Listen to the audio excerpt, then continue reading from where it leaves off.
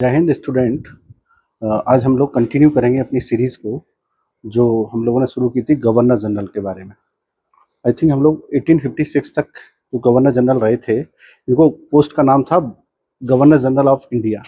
और जो governor general of India की जो पोस्ट है वो 1833 से इंसर्ट की गई थी।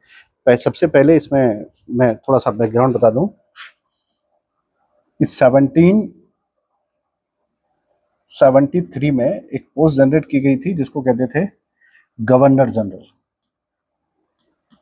Governor general. और जब ये पोस्ट आई थी रेगुलेटिंग एक्ट के समय पर, तो उस समय वॉरेन हेस्टिंग्स थे। वॉरेन हेस्टिंग्स पहले गवर्नर जनरल बन गए थे। इससे पहले इस पोस्ट का नाम हुआ करता था गवर्नर ऑफ कैलकाटा, कलकत्ता के गवर्नर ऑफ बंगाल। तो पहले गवर्नर ऑफ बंगाल थी, फिर गवर्नर जनरल ऑफ बंगाल हो गई, तो बंगाल के गवर्नर जनरल हो गए। और इसी पोस्ट का नाम बदल के 1883 में इसको किया गया, 1833 में governor general of India.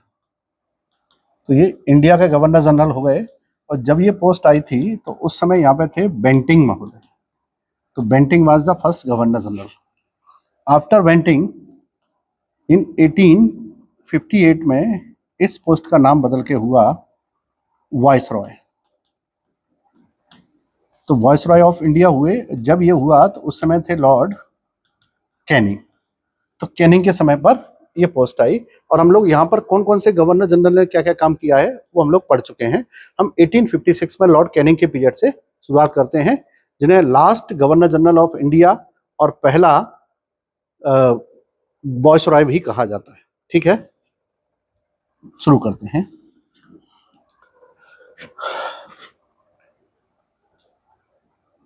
Eighteen 56 to 1862 ये इनका टेन्योर था। 1856 टू 1862 इस टेन्योर में इन्होंने काम किया और इनको कहा जाता था लॉर्ड कैनिंग।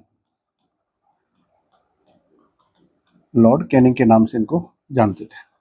देखिए, लॉर्ड कैनिंग का जो पीरियड है उसको दो हिस्सों में हम लोग डिवाइड करके समझ सकते हैं। एक वो पीरियड जब उन्होंने 1856 से लेकर के 1858 तक गवर्नर जनरल ऑफ इंडिया के रूप में काम किया है। और 1858 का जो एक्ट आता है ब्रिटेन से, उस एक्ट के आधार पर उस पोस्ट को चेंज कर दिया गया वाइसरॉय के रूप में। तो फिर 1858 से लेके 1862 के रूप में उन्होंने वाइसरॉय का काम किया है। तो आप इसको ऐसे सिंपली समझ सकते हैं कि गवर्नर जनरल के रूप में और वाइसरॉय के रूप में, दोनों के रूप में काम किया है विलियम बेंटिंग। इसने लॉर्ड कैनिंग ने दोनों के रूप में काम किया। लास्ट के 4 ईयर उसका पीरियड है 858 से लेके 62 तक, वो है वाइसरॉय के रूप में। और उससे पहले है किसके रूप में? Last governor general of India के रूप में। अब ये देख लेते हैं कि इन्होंने कौन कौन से काम किए। देखिए, पहला तो महत्वपूर्ण ये है कि जब ये पावर में आए तो उस समय हिंदू विडो रीमैरिज एक्ट पास हुआ, है ना। तो ये 1856 का था। 1856 का विडो रीमैरिज एक्ट, ये इनके समय की बहुत बड़ी अचीवमेंट थी। इन्होंने इंडियन रिफॉर्म के मामले में ऐसा किया कि विडो रीमैरिज एक्ट 1856 में पास कराया। लेकिन तब ये केवल एक गवर्नर जनरल की पोस्ट पे थे, जिसे गवर्नर जनरल ऑफ इंडिया कहते थे। ठीक। और इसी दौरान 1857 में रिवोल्ट हुआ। 1857 का रिवोल्ट भी इन्हीं के पीरियड में हुआ, ये भी आपको याद रखना चाहिए। इसके बाद 1860 का जो हमारा आईपीसी है, इंडियन पेनल कोड है, इसको मैकॉले कोड भी कहा जाता है, उसका भी प्रावधान इन्हीं के समय पर आया। एट द सेम टाइम 1861 में इंडियन हाई कोर्ट एक्ट पारित हुआ। इंडियन हाई कोर्ट एक्ट पारित हुआ और इस एक्ट के आधार पर ही 3 हाई कोर्ट बनाने का प्रावधान किया गया। मद्रास, कैलकाटा और बॉम्बे, मद्रास, कैलकाटा और बॉम्बे। तो 3 हाईकोर्ट बनाने का प्रावधान इसी एक्ट के आधार पर आया। हालांकि जो एक्ट का जो ऑफिशियल एस्टेब्लिशमेंट है वो इनके शासनकाल में नहीं आया, क्योंकि वो जून, जुलाई और अगस्त में जाकर के होते हैं। तब तक यहाँ पर इनका शासनकाल समाप्त हो जाता है और लॉरेंस का शासनकाल आ जाता है। लॉरेंस का भी नहीं, एल्गिन का शासनकाल आ जाता है, तो उसमें ये सब हो पाते हैं। ठीक, तो इतने सारे काम इनके समय पर होते हैं। 50 ये होता है। और इसके अलावा 1861 का इंडियन काउंसिल एक्ट भी पास होता है। तो इंडियन काउंसिल एक्ट भी पास होगा उसी समय पर। और सबसे बड़ी घटना थी इनके समय की कि रिवोल्ट हुआ इनके समय पर। और फिर 1858 का एक्ट आता है, जिसके आधार पर गवर्नर जनरल को वायसराय में, वायसराय की पोस्ट से रिप्लेस कर दिया जाता है। तो 58 में ये 1858 में आकर के वायसराय भी बनते हैं और 4 साल तक वायसराय का काम करते हैं। तो इतने सारे काम इनके शासनकाल में होते हैं। और इनका शासनकाल काफी महत्वपूर्ण माना जाता है 2 कारणों से। एक तो 1857 का रिवोल्ट इनके समय पर हुआ, और वो रिवोल्ट एक्चुअली में फेल हो गया था, उसको आसानी से क्रश कर दिया गया, दबा दिया गया। इसलिए ये माना जाता है कि इनको इफेक्टिव, और अगर ये 1857 के रिवोल्ट में बहुत मुश्किलात पैदा होते तो शायद वहां पर वायसराय को बदल दिया जाता। लेकिन ये उनको एक विनिंग एज के रूप में दिया गया कि आपने विद्रोह को आसानी से दबाने में सफलता प्राप्त की, इसलिए हम आपके लिए ये प्रावधान करते हैं कि अब आपको वायसराय के रूप में भी कंटिन्यू किया जाएगा। चूंकि लॉर्ड थे, और लॉर्ड इंग्लैंड के सोसाइटी में एक बहुत बड़ी इफेक्टिव पोस्ट मानी जाती है, इसीलिए 1862 में फिर ये बनाया गया लॉर्ड एल्गिन को। फिर आते हैं लॉर्ड एल्गिन। एल्गिन और एल्गिन 1862 से आते हैं और 1863 तक रहते हैं। 1863 में इनकी पंजाब में डेथ हो जाती है। देखिए, जब ये 1862 के मार्च में पावर में आते हैं तो उसी समय कुछ घटनाएं घटती हैं, जैसे कि 26 जून को मद्रास हाई कोर्ट की स्थापना होती है, मद्रास हाई कोर्ट। और उसी समय 1862 में ही 2 जुलाई को स्थापना होती है कैलकाटा हाई कोर्ट की। कलकत्ता हाई कोर्ट की स्थापना होती है। और इसके बाद 14 अगस्त को होती है बॉम्बे हाई कोर्ट की स्थापना होती है। ये डेटेड इतना जरूरी नहीं है, लेकिन फिर भी इतना तो याद रखना है कि सबसे पहले इंडियन हाई कोर्ट एक्ट कब आया? 1861 में आया। और 1861 किसके शासनकाल में आया? तो फिर लॉर्ड कैनिंग के शासनकाल में आया।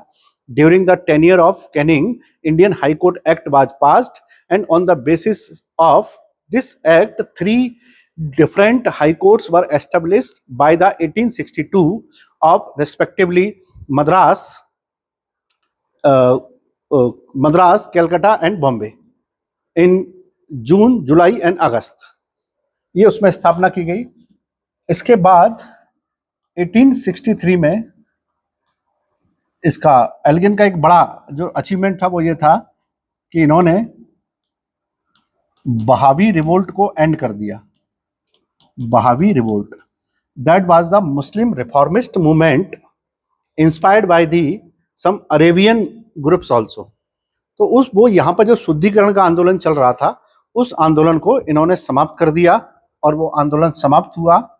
इस कारण इनको अचीवमेंट माना गया कि he ended the Wahabi revolt in 1863। और उसी समय इन्होंने पंजाब का दौरा किया और उसी पंजाब के दौरे में 1863 में इनकी डेथ हो गई। Visit Punjab and died there, Punjab में ही उनकी डेथ हो गई। जिस कारण से एल्गिन का जो पीरियड है वो बहुत शॉर्ट रहा। एल्गिन केवल 1862 से लेकर 1863 तक काम कर पाए और फिर वो ज्यादा काम कर नहीं पाए। तो 2 ही चीजें याद रखनी है कि जो इंडियन हाईकोर्ट एक्ट आए थे उनके जो हाई कोर्ट है वो इनके समय पर बनाए गए और एक बहावी रिवोल्ट को इन्होंने एंड कर दिया और उसके बाद उनकी डेथ हो गई। इसके बाद 1863 से लेकर के 1869 तक बनाया गया लॉरेंस को, और लॉरेंस को बनाया गया। लॉरेंस के टाइम पर बहुत सारी घटनाएं घटी, देखते हैं एक एक करके। पहला लॉरेंस के टाइम पर यह हुआ कि भूटान का विद्रोह हुआ, भूटान का रिवोल्ट हुआ। इस भूटानियों ने ब्रिटिश सेनाओं को बहुत परेशान किया। फाइनली इसने एक एग्रीमेंट किया कि भूटानियों को हम लोग हर साल 5,000 रुपया देंगे, और भूटानी जो लड़ाके थे, पहाड़ी लोग थे, उन्होंने इसके बदले में इनको बहुत सारे पासेस दे दिए, रास्ता दे दिए नॉर्थ ईस्ट की तरफ जाने के लिए। ठीक, तो नॉर्थ ईस्ट में ये अपना होल्ड बढ़ाना चाहते थे, इसलिए इन्होंने भूटानियों के साथ एग्रीमेंट किया। और एक बड़ा था इनके टाइम पर, बड़ी इंसिडेंट था, ओडिशा का फेमाइन। उड़ीसा का फेमाइन, उड़ीसा में एक बड़ा अकाल पड़ा। ठीक, और इन्हीं के टाइम पर एक अकाल बुंदेलखंड के राजपूताना में पड़ा। बुंदेलखंड राजपूताना, तो the region of Rajputana particularly in Bundelkhand have a great drought or the great famine, so that created negative। इसीलिए इन सारी चीजों को सॉल्व करने के लिए लॉर्ड लॉरेंस ने जॉर्ज कैंपबेल को बुलाया,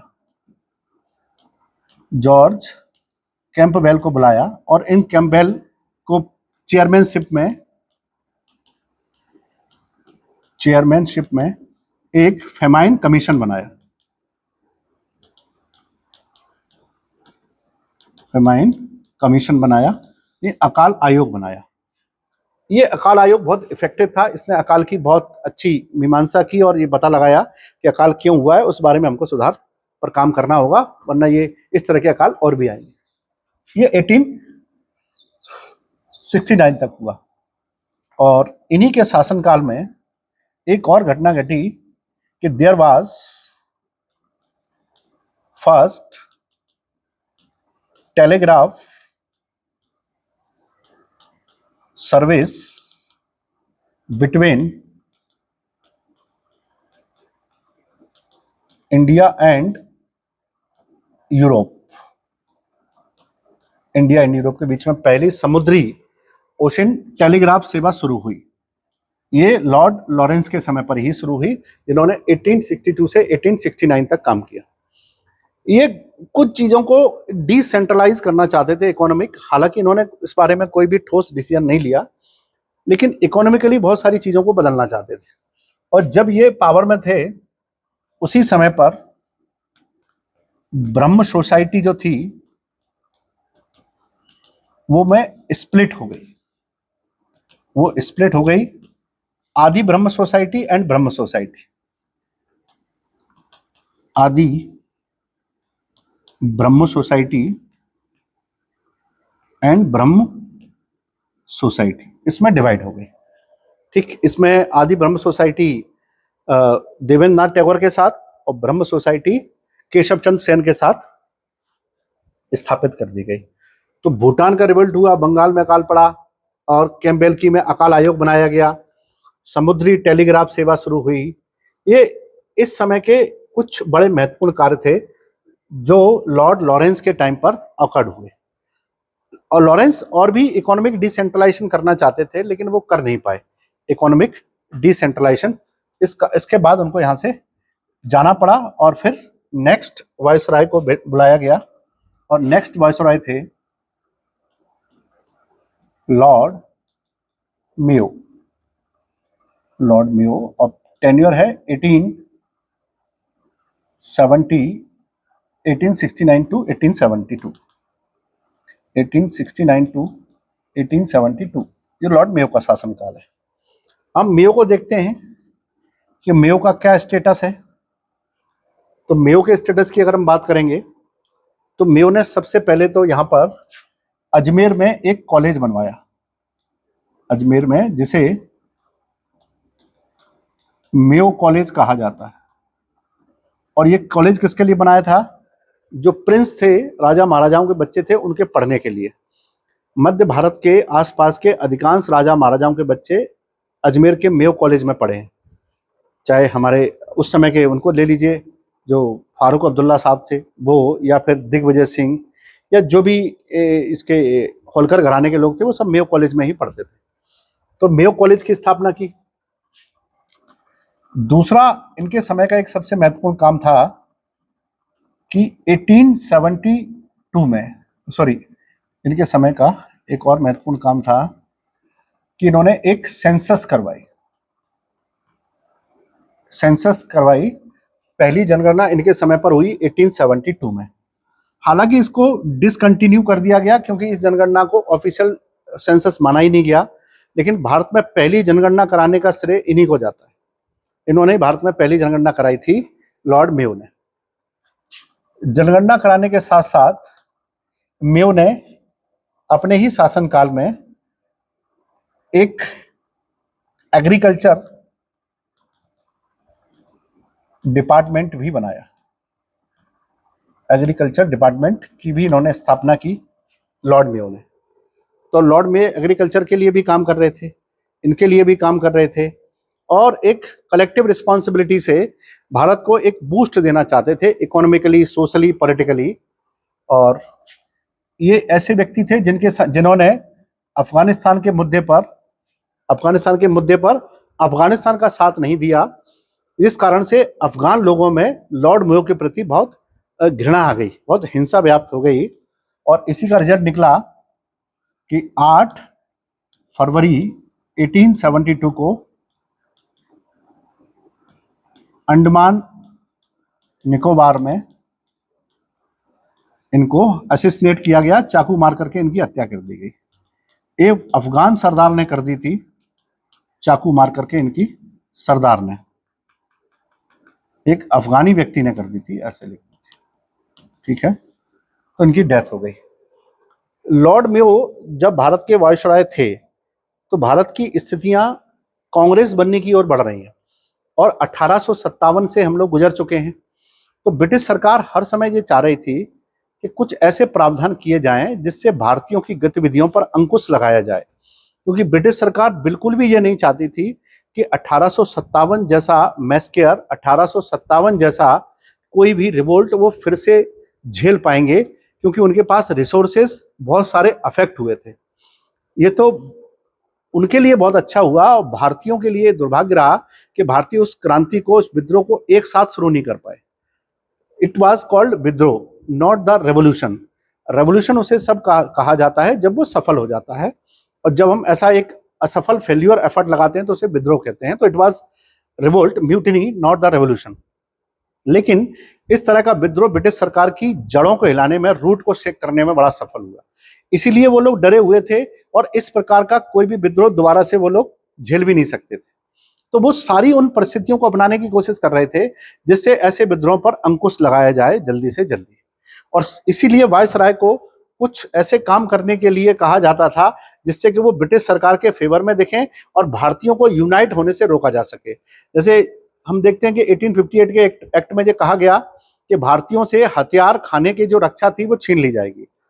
कहीं भी भारतीय सेना जाएगी उसके साथ ब्रिटिश सेना के कुछ लोग जरूर होंगे, क्योंकि वे भारतीयों को अकेला नहीं छोड़ना चाहते थे, क्योंकि भारतीयों ने अकेला रह करके ही ब्रिटिश सरकार के खिलाफ इतना बड़ा एक माहौल बनाया था। समझे? ठीक है। तो मेयो के समय के ये काम है जो बहुत महत्वपूर्ण थे। और जब मेयो को यहां से, मेयो की हत्या हो गई 1872 में, तो उसके बाद गवर्नर जनरल बनाया गया लॉर्ड नॉर्थब्रुक को। लॉर्ड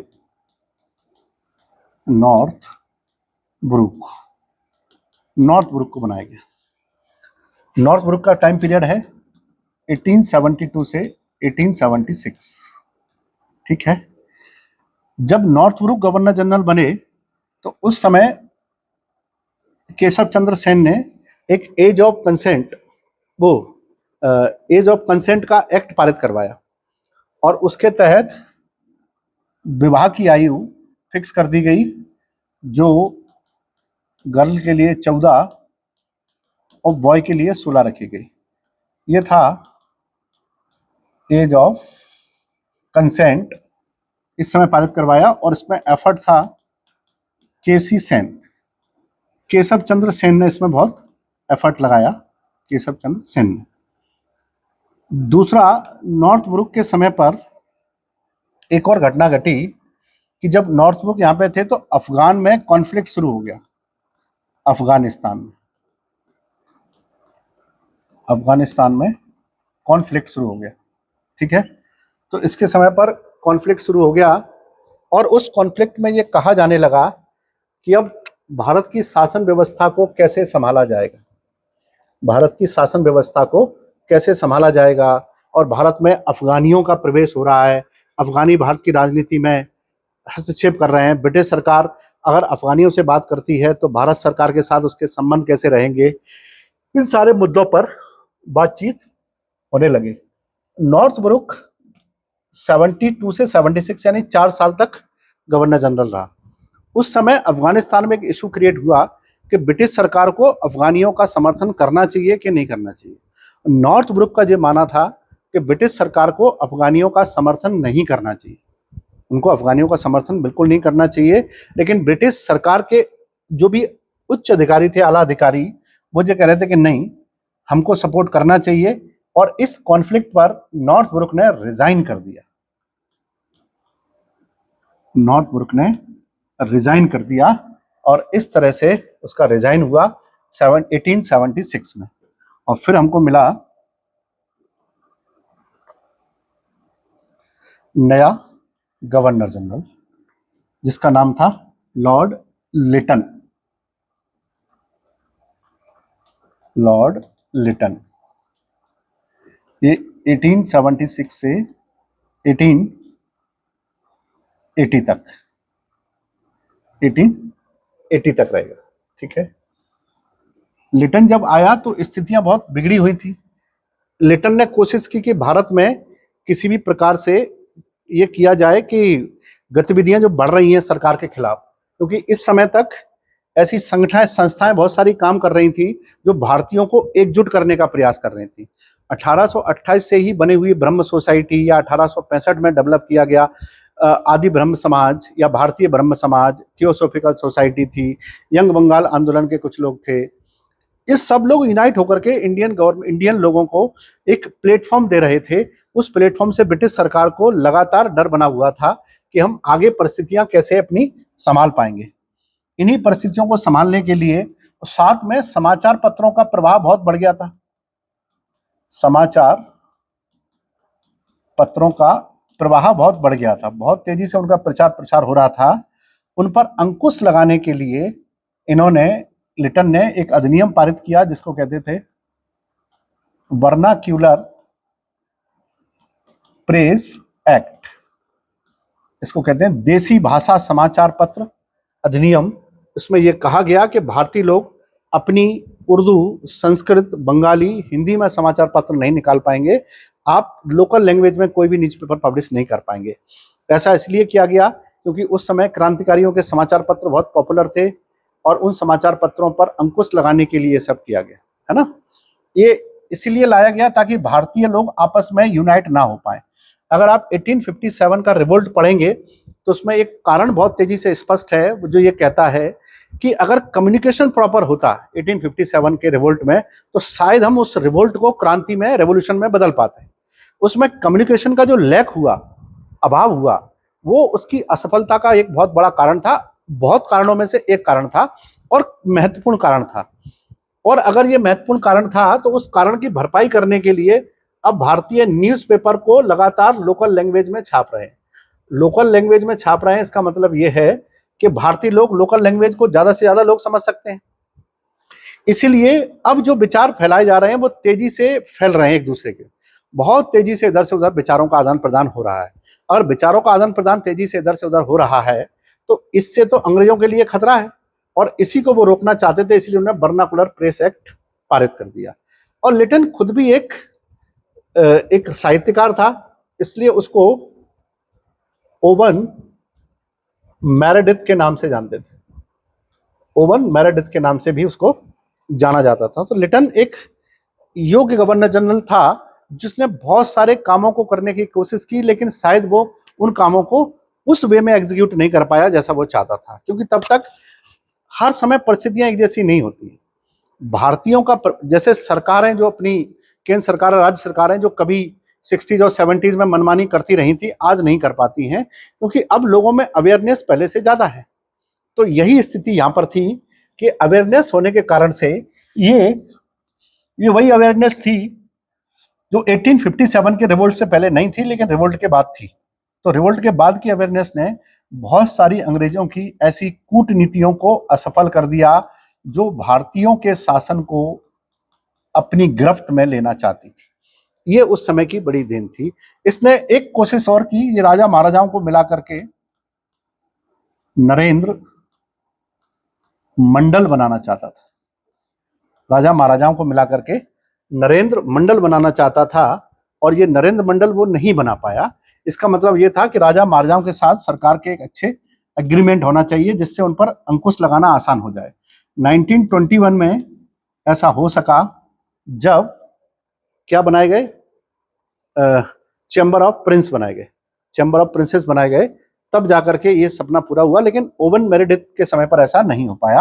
हालांकि उसने नरेंद्र मंडल नाम से संस्था बनाने की कोशिश की, लेकिन वो ऐसा नहीं कर पाया।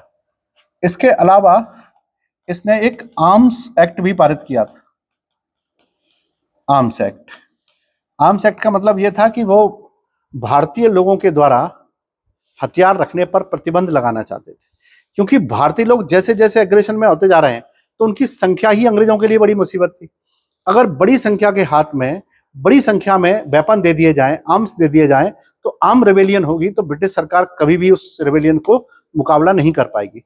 तो ब्रिटिश सरकार इन सारी संभावनाओं पर काम कर रही थी कि इनकी संख्या तो बढ़ती जा रही है।